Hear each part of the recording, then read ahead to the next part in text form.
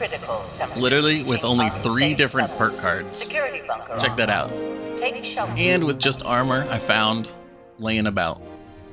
Alright, welcome back to Trees Games. It's Mothman season. Hope everybody else is having some good lucks, getting some of their rare plans, getting that Mothman tome. Today we're going to take a look at a 3-card setup that can solo the raid. We'll see how that does. Kind of go over some of the perks and see which ones add the most damage, and then also see the fastest way you can get your ghoul into a raid. I think you got to be level 50 to become a ghoul, so then we'll start at level 50 with 56 perk points and see how we can make the build set up so you can do it as fast as possible. The best way to get power armor early on is to find it in some random locations throughout the map. They're predetermined, so you can use a map on Google, or you can go to my Discord and we've got some free resources where you can find all the locations where power armors might be. I'll also do a video going deeper in to get yourself raid ready, show you the best spots to find the power armor you need. You can start using Raider power armor at level 15, but you can't even become ghoul until level 50, so any power armor should work. You honestly don't even need it for the damage resistance because you should be able to break the shield before you even take any extra damage. The armor I'm going to be testing this with is just found Raider and T-51B Power Armor.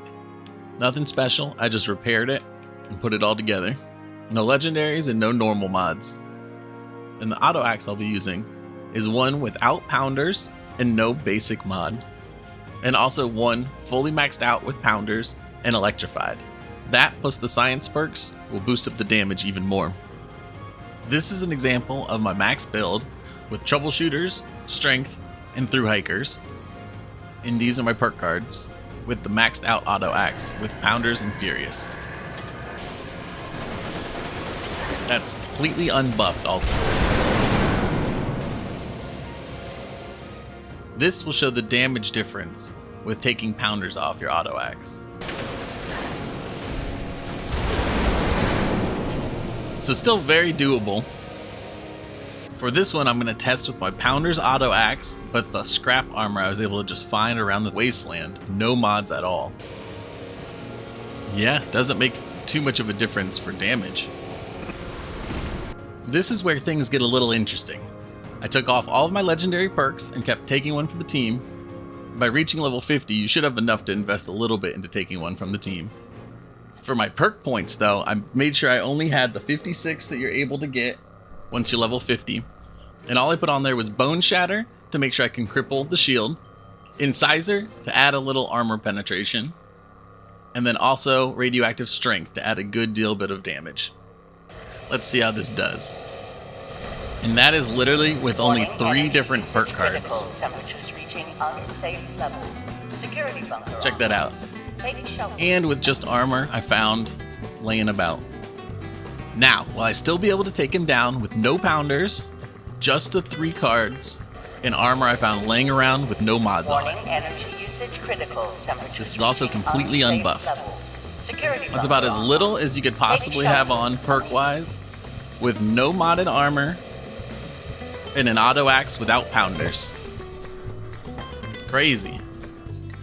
So seeing how powerful those 3 cards are and can carry you without having any impressive armor or a Pounders auto axe, this would be the skeleton build that I would recommend for the best damage dealing perks. I didn't have enough time to show you all the testing that I did, but this is a rough sense of the best damage you can add, and then you can add in any quality of life perks that you feel you need.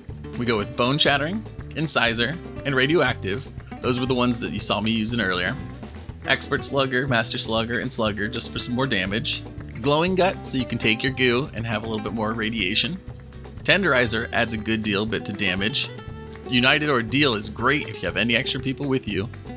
And Strange in Numbers to make your mutation stronger. I got Power Armor User to make my fusion cores last, but that's not needed. You could put Action Girl if you need AP more, but it's not needed. Bloody Mess just adds extra damage. Class Freak will make my negative strength mutations a little easier to manage. Faulty Spots will give you more damage, and Good Result will keep all of your foods saved. This will be how that build performs with no Pounders and just random power armor with no mods. Very manageable. And then you can add in all your extra quality lives on top of that, and then work on perfecting your armor. Take shelter. Well, I hope that helped someone out there. There's a lot of people still saying they're not able to do it, and you can do it with just 3 perk cards, with random armor you find out there, and you don't even need Pounders. If you'd like to see how to get the button glitch to still work, and also a non-ghoul solo raid build, make sure you click the video at the end.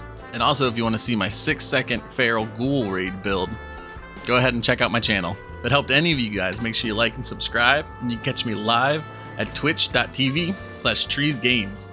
Got plenty of things to give away, plenty of raids to run. Feel free to hop in and have some fun. Have a good one, everybody.